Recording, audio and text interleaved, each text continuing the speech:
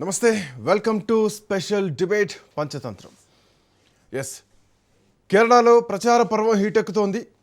ప్రజాకర్షక మేనిఫెస్టోతో ఓటర్లను ఆకట్టుకునే పనిలో పడ్డాయి పొలిటికల్ పార్టీస్. ముఖ్యంగా గ్యారంటీలనే నమ్ముకున్నది కాంగ్రెస్ పార్టీ. ఇక్కడ కూడా 5 హామీలతో క్యాంపెయిన్ చేస్తోంది. ఇప్పటికే కర్ణాటకలో 5 గ్యారంటీలు, తెలంగాణలో 6 గ్యారంటీలు కాంగ్రెస్ పార్టీని అధికారంలోకి తీసుకొస్తే సేమ్ గ్యారంటీల ఫామ్లానే రాహుల్ గాంధీ ఫాలో అవుతున్నారు.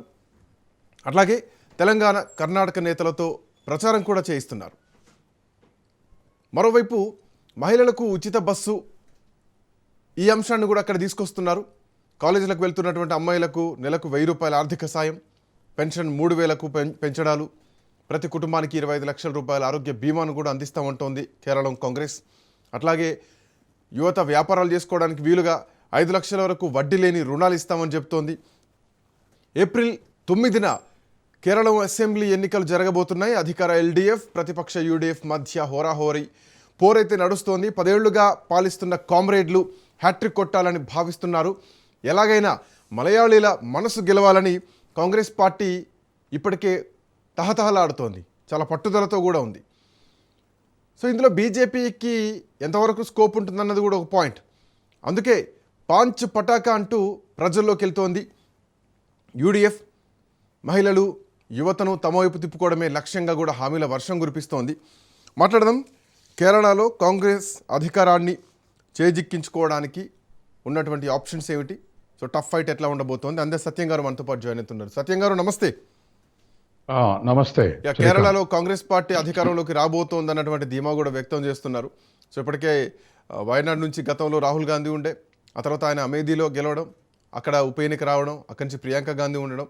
సో ఇప్పుడు ప్రియాంక గాంధీ అస్సాం ఎన్నికల్ని భుజాన వేసుకుంది. రాహుల్ గాంధీ భుజాన వేసుకొని కేరళలో కాంగ్రెస్ని గెలిపిద్దామన్నటువంటి ధీమాతో ఉన్నారు. కొంత స్కోప్ కూడా కనిపిస్తోంది. ఇప్పటికే అటు కాంగ్రెస్ పాలిత ముఖ్యమంత్రులు కానీ, కర్ణాటక నుంచి కానీ, తెలంగాణ నుంచి కానీ, ముఖ్యమంత్రి రేవంత్ రెడ్డి ప్రస్తుతానికి కేరళ టూర్ కూడా నడుస్తోంది.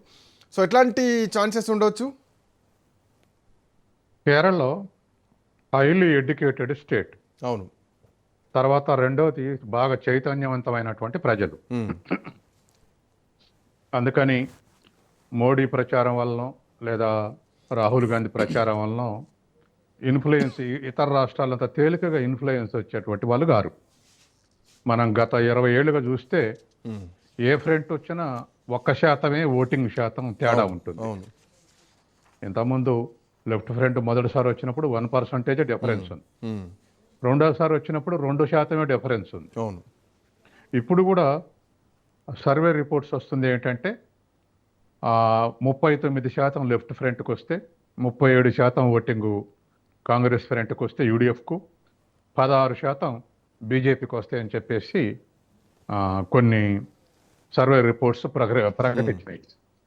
అట్లాగే మరికొన్ని సర్వే సంస్థలు మ్యాక్సిమం 73, 69 మధ్య లెఫ్ట్ ఫ్రంట్కు రావచ్చు, కాంగ్రెస్కు 72, 67 మధ్య రావచ్చు, బీజేపీకి 4-5 సీట్లు రావచ్చు అని మరో సర్వే.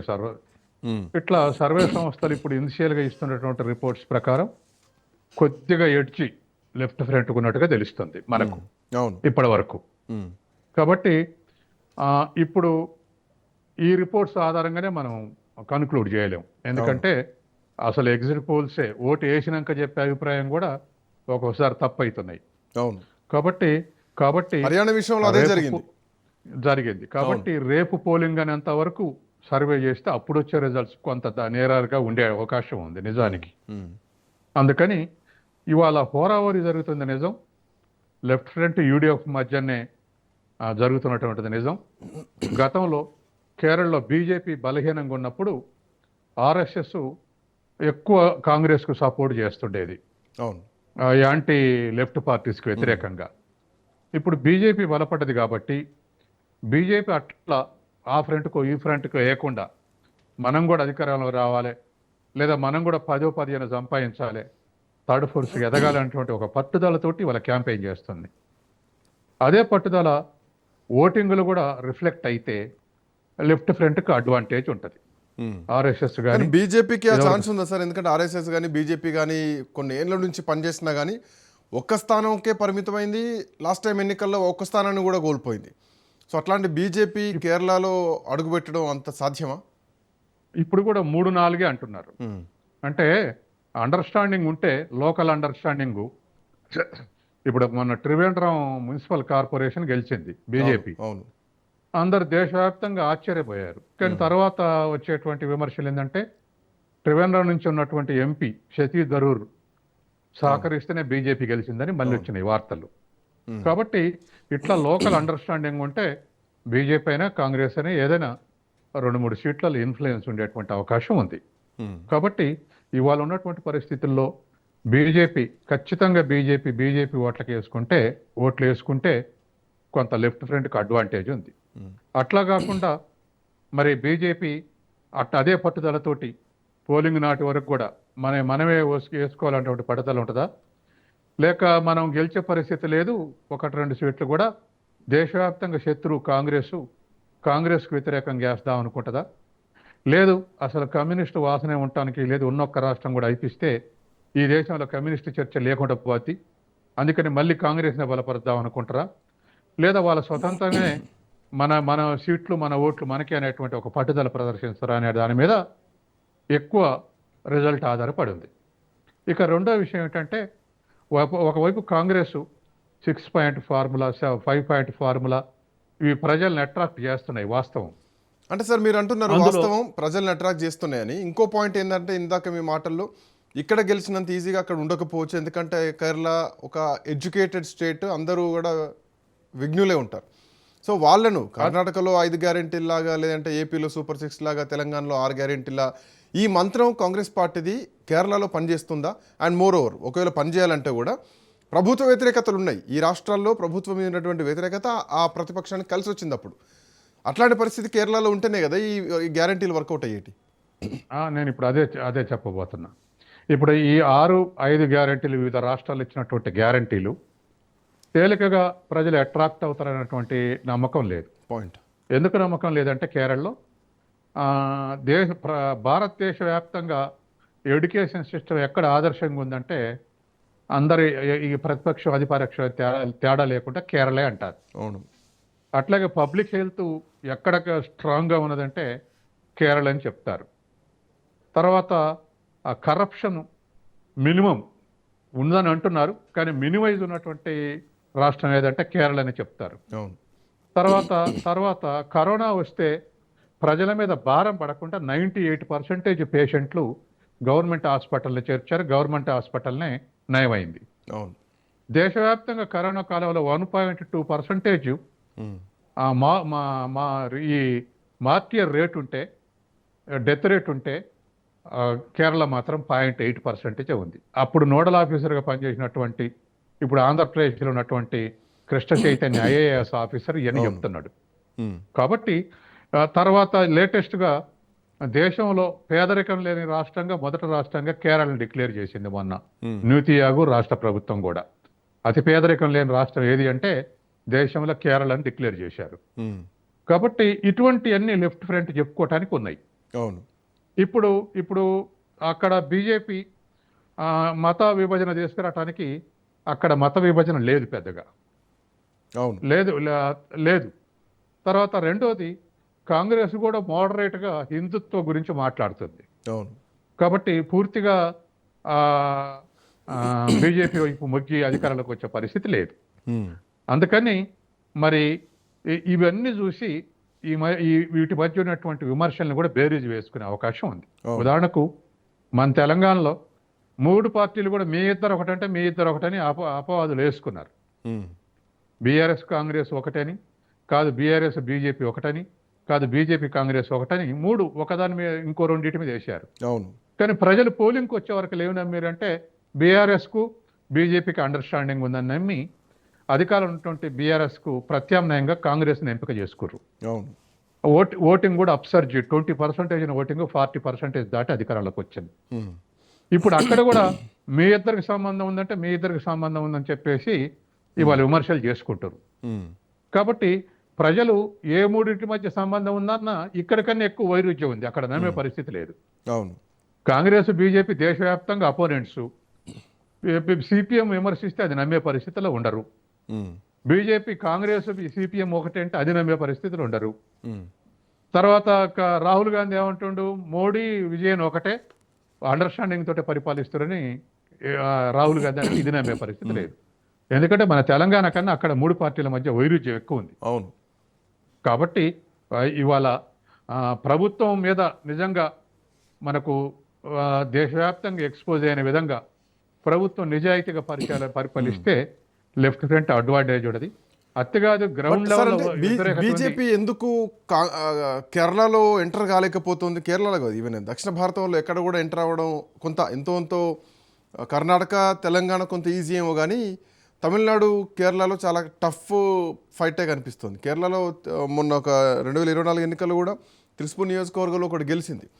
సో గతంలో ఎక్కడో మధ్యప్రదేశ్ నుంచి వచ్చినటువంటి నాయకుడిని ముందు పెట్టి పశ్చిమ బెంగాల్లో గెలవగలిగినటువంటి భారతీయ జనతా పార్టీ, ప్రధాన ప్రతిపక్షంగా మారిన భారతీయ జనతా పార్టీ కేరళ విషయానికి వచ్చేసరికి అంటే ఒక ఉత్తర భారతీయ పార్టీ లాంటి ముద్ర పడ్డదని ప్రజల్లో ఒక భావన వచ్చింది అనుకోవాలా? ఒక విషయం చెప్తా. ఉమ్మడి తెలుగు రాష్ట్రాల్లో వాస్తవానికి రైతాంగ ఉద్యమాల ద్వారా నిర్మించబడింది, ప్రజల కదలికి వచ్చింది. ఆంధ్రాలో జమీందారు వ్యతిరేక పోరాటాలు జరిగినాయి, తెలంగాణలో సాయుధ పోరాటం జరిగినాయి. వాళ్ళందరూ ఇప్పుడు 80 ఏళ్ల వయస్సు గతించిపోయారు. అయితే ఆ వారసత్వం కల్మినేట్ దరిదాపు 1980 వరకు నడిచింది. ఆ తర్వాత వచ్చినటువంటి 60s 70 నుంచి పరిపాలించినటువంటి కాంగ్రెస్ పార్టీ సెక్యులర్ పార్టీగా ఉంది. ఆ తర్వాత వచ్చినటువంటి తెలుగుదేశం కూడా అట్నే సెక్యులర్, మాది సెక్యులరిజమే ప్రకటించింది. అంటే ఉభయ తెలుగు రాష్ట్రాల్లో రైతాంగ ఉద్యమాలు పునాదిగా ఉంటే సెక్యులర్ పార్టీస్ దాని ఉపరితలంగా ఉంది ఉభయ తెలుగు రాష్ట్రాల్లో. అట్లాగే ఒకప్పుడు తమిళనాడు రాష్ట్రంలో మన ఆంధ్ర కోస్తాంధ్ర భాగమే, తర్వాత కేరళలోని మలబారు ఏరియా కూడా దీంట్లో భాగమే. మద్రాస్ ప్రవిన్స్ అనేవాళ్ళు. ఈ మద్రాస్ ప్రవిన్స్ లో కేరళ మలబారు మొత్తం, తర్వాత ఆంధ్రలో కోస్తాంధ్ర మొత్తం చెన్నై కిందనే ఉంది. ఈ మద్రాస్ ప్రావిన్స్లోకి ఉన్నటువంటి దాంట్లో మద్రాసు మొత్తం రాష్ట్రం కూడా హేతువాద ఉద్యమంతో కల్మినేట్ అయి ఉన్నాయి. అది అనేకమైనటువంటి ఉద్యమాలు జరిగినాయి. కాబట్టి హేతువాద దృక్పథం ఇప్పటికి కూడా మనకాడ కమల్ హాసన్ మాట్లాడినా లేదా ప్రకాష్ రాజ్ మాట్లాడినా ఎవరు మాట్లాడినా అది రిఫ్లెక్ట్ అవుతుంటుంది వాళ్ళ మాటల్లో. అంటే ఆ వారసత్వంలో అట్లా కొనసాగుతుంది. కాబట్టి తమిళనాడులో ఉన్నటువంటి ద్రావిడ ఉద్యమము, హేతువాద ఉద్యమం ఈ రెండు కలమెలిగి బీజేపీని అడుగు పెట్టనివ్వట్లేదు. బ్రాహ్మణిజం ఉన్నా అది మైనారిటీగా ఉంది. రామస్వామి చౌదరి పినరయి విజయన్ ఒకవేళ ప్రచారం చేస్తే ఆయన అక్కడికే వస్తున్నా, అంటే ఎవరిని టార్గెట్ చేస్తూ ఆయన చేస్తారనుకోవాలి. బీజేపీ విషయానికి వస్తే దేశంలో తలసరి ఆదాయం విషయంలో కేరళనే మొదటి స్థానంలో ఉంటుంది. బట్ అట్లాంటి కేరళకు నిధులు తగ్గిస్తారన్నటువంటి విమర్శ కూడా గతంలో ముఖ్యమంత్రులు చేయడం జరిగింది. ఢిల్లీలో నిరసన చేపట్టాలు కూడా జరిగినాయి. సో ఈ అంశాలను ఎట్లా చూడాలి? పినరయి విజయన్ ఎట్లాంటి కామెంట్ చేస్తారు ఈ ప్రచారాలు? పినరయి విజయన్ బీజేపీ విధానాల మీద, కాంగ్రెస్ విధానాల మీద విమర్శ చేయటం తప్ప వ్యక్తిగత విమర్శలు చేయడు. ఆయన హిస్టరీ ఉన్నటువంటి వాడు కాదు. మోడీనో లేకపోతే వివక్షత రాష్ట్రానికి ఇచ్చేటువంటి దాంట్లో ఎక్కడెక్కడైతే వివక్షత ఉందో వాటిని లేవనెత్తే అవకాశం ఉంది. తర్వాత ఎక్కువ కేరళ ఎప్పుడు డిబేట్ జరిగినా కేంద్ర రాష్ట్ర అధికారాల విభజన మీద కేంద్రం పెత్తనం కొనసాగుతుంది అనేటువంటి విషయాల మీద, రాష్ట్రానికి సహకరించినటువంటి విషయాల మీద, తర్వాత దేశవ్యాప్తంగా ప్రజల్ని మత ప్రాతిపదిక మీద విభజిస్తుంది బీజేపీ. కాబట్టి కేరళ మత సామరస్యం దెబ్బతింటుంది అనే విషయాలు, ఈ విషయాలు ఎక్కువ ఎక్స్పోజ్ చేస్తుండే విజయన్. అంతే తప్ప వ్యక్తిగత అంశాలు పెద్దగా లేవు. అందుకని సహజంగానే లెఫ్ట్ ఫ్రంట్ వాళ్ళు విధానాలను ఎక్కువ విమర్శ ఇస్తూ ఉన్నారు. వీళ్ళు కూడా విధానం మీద విమర్శించినప్పటికీ ఆ డబుల్ ఇంజిన్ సర్కార్ వస్తే మేము డెవలప్ చేస్తాం అని చెప్పేసి బీజేపీకి ఉన్నటువంటి అస్త్రం, కాంగ్రెస్కి ఉన్నటువంటి అస్త్రం 10 ఏళ్ల నుంచి ఉన్నది. 10 ఏళ్ళు ఉన్న దగ్గర ఎంతో అంత యాంటీ ఎస్టాబ్లిష్మెంట్ ఉంటుంది, ఎంతో గ్రౌండ్ లెవెల్లో కరప్షన్ జరిగి ఉంటుంది. వాటి వ్యతిరేకత చేస్తే మనకు మేలు జరుగుద్దని కాంగ్రెస్ ఉద్దేశం ఉంటుంది. తర్వాత రెండోది, తెలంగాణ కర్ణాటక రాష్ట్రాల అధికారంలోకి వచ్చినటువంటి ఇమేజ్ ఉంది కాబట్టి ఈ ముఖ్యమంత్రి పోయి చేస్తే తర్వాత కర్ణాటక నుంచి మైగ్రేట్ అయినటువంటి వాళ్ళు కొంత గదలికి వస్తే 1 or 2% అయినా అది మనగలుగుతుంది, అంటే ప్లస్ అవుతుంది అనేటువంటి ఉద్దేశంతో ఆ విధంగా ఈ మైగ్రేట్ అయితే అన్న దాంట్లో కూడా ఇంకొక క్వశ్చన్ కనిపిస్తోంది. కేరళలో కర్ణాటకలో 6 గ్యారెంటీలు ఇచ్చారు కాబట్టి ప్రజలంతా అట్రాక్ట్ అయ్యారు. తెలంగాణలో కర్ణాటక గెలుపే తెలంగాణలో కాంగ్రెస్ పార్టీని గెలిపించింది. అదే ఊపు, అదే స్వింగ్, ఈ ప్రభుత్వం మీద ఉన్నటువంటి వ్యతిరేకత, ఇదొక పాయింట్. అండ్ ఏంటంటే అప్పుడు జరిగినటువంటి ప్రచారం ఏంటంటే సార్, తెలంగాణ ఎన్నికలకు కర్ణాటక ఎన్నికలకు ఒక 6 నెలల గ్యాప్ ఉంది. ఈ టైంలో కర్ణాటకలో చాలా ఇబ్బందులు ఎదురవుతున్నాయి, కర్ణాటకలో పరిస్థితి బాగాలేదు, కర్ణాటకలో మొసళ్ళని తీసుకొచ్చి సబ్స్టేషన్లలో వదిలేస్తున్నారు, సో విద్యుత్ నిరసనలు వస్తున్నటువంటి డిమాండ్లు తెలంగాణలో వినిపించినాయి.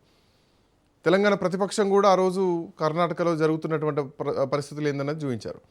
అండ్ ఇప్పుడు కూడా తెలంగాణలో ఏం జరుగుతోంది అన్నది కేరళ వార్తాపత్రికల్లో వార్తలు వేస్తున్నారు, పెద్ద పెద్ద యాడ్స్ పబ్లిష్ చేస్తున్నారు. పినరయి విజయన్ ఆల్రెడీ దానిపైన రెస్పాండ్ అయ్యారు. తెలంగాణలో పూర్తిగా అధ్వానంగా ఉంది, అబద్ధాలను ప్రచారం చేస్తున్నారు అని చెప్పేసి 6 గ్యారెంటీల విషయంలో. సో ఇప్పుడు ఆ ప్రజలు ఎడ్యుకేటెడ్ కాబట్టి, సో మేధస్సు కొంత మేధావి ఉంది కాబట్టి వాళ్ళు ఈ రాజకీయాల్ని కూడా దృష్టిలో పెట్టుకుంటారు కదా ఓటేసేటప్పుడు. సో ఇక్కడ కాంగ్రెస్ పార్టీకి బూమరంగ్ అవుతుంది అనుకోవాలి అక్కడ. ఇప్పుడు బూమరంగ్ అయినా కాకుండా దీన్ని నమ్మితే, ఇక్కడ ఈ అమలు చేస్తున్నటువంటి వాళ్ళని నమ్మితే కొంత పాజిటివ్ ఇంపాక్ట్ ఉండే అవకాశం ఉంది. కానీ ఇప్పుడు నమ్మకానికి వాస్తవానికి అక్యురేట్గా క్యాలిక్యులేట్ చేస్తే మహిళా ఉచిత బస్సు తప్ప మిగతా అన్ని పార్షియల్గా ఇంప్లిమెంట్ అయినాయి. పార్షియల్గా ఇంప్లిమెంట్ వీళ్ళు అనడమే తప్ప చేసింది లేదని చెప్పేసి దాన్ని కౌంటర్ విజయాన్ని ఇచ్చే అవకాశం ఉంది కర్ణాటకలో కానీ ఇక్కడ కానీ. కాబట్టి వీళ్ళు గెలిచేంత వరకే ఇది, గెలిచిన తర్వాత మిగతా రాష్ట్ర ఎలక్టర్లు గతంలో ఎట్లా పరిపాలించారు అనేటువంటిది ఉంటుంది. తర్వాత అంతర్లీనంగా కాంగ్రెస్లో మొదటి నుంచి గత 30 ఏళ్లుగా కరుణాకర్ వర్గం, ఆంతోని వర్గం ఉంది. ఆ 2 వర్గాలు ఉన్నాయి కాంగ్రెస్లో. అటువంటి ఆ స్థాయిలో లేకపోయినా కరుణాకరన్ చనిపోయిండు, ఇప్పుడు ఆయన కొడుకు మురళీధరన్ లీడ్ చేస్తుండు. ఆంతోని కొడుకు బీజేపీలో చేరిండు, ఏకే ఆంతోని కొడుకు. కాబట్టి ఇవాళ అటువంటి వైరుధ్యం లేకున్నా చిన్న చిన్న గ్రూపిజం ఉండేటువంటి అవకాశం ఉంది. అటువంటివి కూడా కొన్ని కాంగ్రెస్ కు కొద్దిగా ఎక్కువ డ్యామేజ్ చేసే అవకాశం ఉంది. లెఫ్ట్ ఫ్రంట్ లో కూడా అసంతృప్తివాదులు ఉన్నారు. అటువంటి వాళ్ళు టికెట్ రాని వాళ్ళు లేదా అసంతృప్తివాదులు, నిన్న రాహుల్ గాంధీ చెప్పాడుగా నా డయాస్ మీద 2 సిపిఎం సీనియర్ నాయకులు కూర్చురని. కాబట్టి అటువంటి అసంతృప్తులు కూడా 1-2 నియోజకవర్గాలు పనిచేయవచ్చు. కానీ ఏదేమైనా కేరళ ఎన్నికలంటే 4-5 సీట్లే అనేటువంటి అంచనాలు ఉన్నాయి. పోయినసారి ఎందుకో మరి లెఫ్ట్ ఫ్రంట్ కు 99 వచ్చినాయి, కానీ 4-5 సీట్ల డిఫరెన్స్ ఉంటాయనేది ఎప్పుడు అంచనాలు. ఒక్కొక్కసారి 1-2 సీట్లతోటి కూడా తేడా ఉంది. కాబట్టి ఏదేమైనా నెట్ టు నెట్ ఫైట్గా అవుతుంది. ఈ ఫైట్ బీజేపీకి వచ్చే చీల్చుకునే ఓటింగ్ని బట్టి ఎటైనా మొగ్గొచ్చు అనేది నాకున్నటువంటి అంచనా. శశి థరూర్ ఎఫెక్ట్ ఏమైనా ఉంటుంది అనుకోవాలా ఈసారి బీజేపీ నుంచి కొంత చీల్స్తుంది అనుకోవచ్చా? మొన్న త్రివేంద్రంలో జరిగినటువంటి ఎపిసోడ్ని మళ్ళీ ఏమైనా మనం ఇక్కడ ఎక్స్పెక్ట్ చేయొచ్చా? అసలు ఎలక్షన్ల మందులో శశి థరూర్ని బహిష్కరిస్తారని అనుకున్నాం కాంగ్రెస్. అవునవును. కానీ అందరి ఎక్స్పెక్టేషన్ భిన్నంగా లాస్ట్ మినిట్ లో పోయి సరెండర్ అయ్యిండు శశి థరూర్. అవును. ఏది రాహుల్ గాంధీ మన అధ్యక్షుని ముందు, కాంగ్రెస్ అధ్యక్షుని ముందు. కాబట్టి అట్లా సరెండర్ అయ్యి నేను కాంగ్రెస్ లో ఉంటే ఎడుపోదలుచుకోలేదు అన్నాడు. సరే, పొద్దున నమ్మి సీఎం క్యాండిడేట్ గా శశి థరూర్ని ఏమైనా పెడతారన్నటువంటి ఆశ ఏమైనా శశి థరూర్ కలిగి ఉండొచ్చా, లేదంటే కేసీ వేణుగోపాల్ని శశి థరూర్ ఆ స్థాయిలో ఆలోచించిన కాంగ్రెస్ ఆ పార్టీలో ఆలోచించదు. కేసీ వేణుగోపాల్ కూడా ఇప్పుడు ఆ స్టేచర్ లేదు, ఆ అధిష్టానం రుదితే తప్ప లేదు. అక్కడే పిసిసి అధ్యక్షుడిగా ఉన్నటువంటి ఆయనకే ఈ మధ్య కాస్త నెట్వర్క్ ఏర్పరచుకుని కేరళ ఒక ఆల్టర్నేటివ్ లీడర్ గా పోజ్ అవుతా ఉన్నాడు. కాబట్టి కేసీ వేణుగోపాల్ ఢిల్లీ నుంచి నడిపే స్థితిలో పార్టీ లేదు. అందుకని ముఖ్యమంత్రి అయ్యే ఇమేజ్ వీళ్ళిద్దరికి లేదు. శశి థరూర్ ఒక ఎంపీ మాత్రమే, కేసీ వేణుగోపాల్ ఒక రాజ్యసభ సభ్యుడు మాత్రమే. కాబట్టి అక్కడ ఉన్నటువంటి పిసిసి అధ్యక్షుడు మాత్రమే ఆల్టర్నేటివ్ క్యాండిడేట్కి ఇప్పుడు ప్రచారం జరుగుతుంది కాంగ్రెస్ గెలిస్తే అనేది. కాబట్టి ఇవాళ వాళ్ళ వద్ద శశి థరూర్ వల్ల ఇమేజ్ రాదు, ఉన్నది పోదు. కాబట్టి ఆయన పొలిటికల్ వెపన్స్ ఏమై ఉంటాయి అనుకోవచ్చు, అంటే రాజకీయ ఆయుధాల లేదంటే ప్రచార అస్త్రాల రకరకాల పదాలు అనుకోవచ్చు. కమింగ్ టు తెలంగాణ విషయానికి వస్తే ఇక్కడ నిరుద్యోగుల విషయం కావచ్చు, భూ కబ్జాలు అన్నారు, 30% కమిషన్లు అన్నారు, ఈవెన్ కర్ణాటకలో కూడా 50% కమిషన్ అన్నారు. అందుకే ఆ రోజు భారతీయ జనతా పార్టీని కాదన్నారు, కాంగ్రెస్ పార్టీ కోటేశారు, 6 గ్యారెంటీలు కలిసి వచ్చాయి. ఈవెన్ ఆంధ్రప్రదేశ్ విషయానికి వస్తే అభివృద్ధి లేదు, సంక్షేమ పథకాల మీద దృష్టి పెట్టారని చెప్పి చాలా కామెంట్లు రావడం జరిగింది. ఇక్కడ రాజకీయపరమైనటువంటి యుద్ధమే మనం చూస్తున్నాం అన్ని పార్టీల మధ్య. కానీ ద మెయిన్ పొలిటికల్ వెపన్ అంటే ఏంటి ప్రజల్లోంచి వచ్చేది కేరళలో? ఈ శబరిమల ఇష్యూ కూడా అంత సీరియస్గా ఉందని నాకు అనిపించట్లే ఈ ఎన్నికల్లో. శబరిమల ఇష్యూ అంతకుముందే తేలిపోయింది. శబరిమల ఇష్యూ మహిళల ప్రవేశం అనే మీద బాగా పెద్ద కాంట్రవర్సీ అయింది రాష్ట్ర వ్యాప్తంగా ఏదైనా దేశవ్యాప్తంగా gold issue కూడా. చర్చనీయాంశం. గోల్డ్ అప్పుడు వేసినప్పుడు లెఫ్ట్ ఫ్రంట్ గెలిచింది ఆడ సీటు, అది అయినాక కూడా. ఇక గోల్డ్ ఇష్యూ వచ్చినప్పుడు గోల్డ్ ఇష్యూలో ఇప్పుడు కల్ప్రిట్స్ ఎవరని తేలింది. సాధారణంగా కాంగ్రెస్ రాహుల్ గాంధీ ఏమంటారంటే సిపిఎం నాయకులు అంటుంది. కానీ అరెస్ట్ చేసింది ఎవరంటే దేవస్థానం అడ్మినిస్ట్రేషన్ ఒక భాగం, వైస్ చైర్మన్, ఆయన చైర్మన్, అవును అవును తర్వాత ఇంకొక ఆయన కాంట్రాక్ట్, ఆ గోల్డ్ కాంట్రాక్ట్ చేసి ఆయనే నేనే మిగతాదంతా నేనే ప్రొవైడ్ చేస్తా గోల్డ్ అని చెప్పేసి అల్ల నుంచి ఆయనే తీశాడు అనేది ఇంకోటి.